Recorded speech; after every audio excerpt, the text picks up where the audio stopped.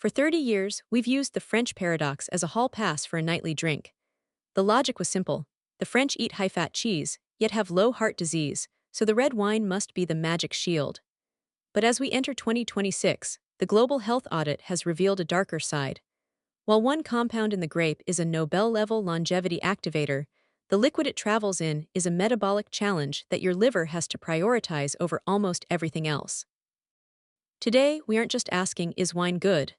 We are asking if your body has the genetic hardware to handle the wine protocol in exactly 600 seconds. Welcome to Health 600s. On this channel, we believe that the most life-changing health insights shouldn't be buried in a 50-page medical journal. We bridge the gap between elite, Nobel-level academic research and your daily morning routine. Do me a quick favor. Hit that subscribe button and tap the notification bell. We're building a community of high performers who want to add years to their life using science, not guesswork. Ready to start the clock? Let's go. Chapter 1: Resveratrol and the Sirtuin-1 Switch. Let's look at the medicine side. Inside the skin of red grapes is resveratrol. This isn't just an antioxidant, it is a sirtuin activator. Sirtuins are known as the guardians of the genome. They are the enzymes that repair your DNA and tell your cells to burn fat for energy instead of storing it. 2026 studies from the Metabolic Research Center show that resveratrol mimics the effects of fasting. It puts your cells into survival mode, which actually clears out cellular junk, a process called autophagy. This is why red wine was initially hailed as a superfood. However, here is the catch. To get enough resveratrol to actually move the needle on your longevity, you would need to drink roughly 500 bottles of wine a day. The wine protocol isn't about the volume, it's about the signaling, and for some, that signal is being drowned out by the alcohol itself. Chapter 2: The Acetaldehyde Trap, What the Liver Sees. Now the poison side. When you sip a glass of wine, your liver stops everything. It stops burning fat, it stops processing glucose, and it focuses entirely on neutralizing the alcohol. Your liver converts alcohol into acetaldehyde, a highly toxic chemical that is 30 times more dangerous than the alcohol itself. In a healthy liver, an enzyme called ALDH2 quickly turns that toxin into harmless vinegar acetate. But here is the 2026 Nobel-level insight. Roughly 40% of the global population has a genetic variant that makes this enzyme sluggish. If your neutralization engine is slow, that acetaldehyde sits in your liver, causing inflammation and waterlogging your cells. This is the root of fatty liver disease. For these individuals, even a moderate glass of wine isn't a heart tonic.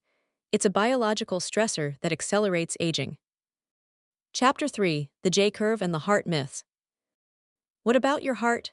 Science has long shown a J-curve, the idea that light drinkers live longer than total abstainers. But the Global Longevity Initiative recently corrected this data. They found that many abstainers in previous studies were actually former heavy drinkers who had already damaged their health. When you filter the data for healthy never drinkers, the heart benefit of wine almost vanishes. The real reason wine drinkers lived longer wasn't the wine, it was the social connection. Wine is usually consumed slowly, with a meal, surrounded by friends. As we discussed in our oxygen audit, stress reduction is the ultimate longevity tool. The wine was simply the social lubricant for a lifestyle that was already heart-healthy.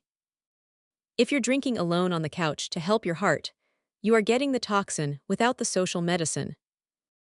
Chapter 4: The 2026 Protocol: How to Drink. So, is the gold standard of health to quit entirely? Not necessarily. The 2026 Protocol for Wine is about mitigation and timing. 1. The Hydration Bridge. For every 4 Ahs of wine, you need 8 Ahs of mineral-rich water to help the liver flush the acetaldehyde. 2. The Sugar Lock. Avoid sweet wines. The combination of alcohol and residual sugar is a double hit to liver insulin sensitivity. 3. The Bioindividual Check. If you feel flushed or get a headache after half a glass, your ALDH2 enzyme is struggling. Your body is telling you that the wine protocol is a net loss for your longevity. Nature provides the molecules, but your biology provides the context. Red wine can be a tool for connection and minor genetic signaling, or it can be a slow-motion wrecking ball for your liver health. Know your limits, respect your liver, and prioritize the connection over the chemistry. That is your 600 seconds of elite health insight. If this changed the way you look at a simple breath of air, please CLS. Thank you for spending your most important 10 minutes with me. This is Health 600s, and I'll see you in the next 600 seconds.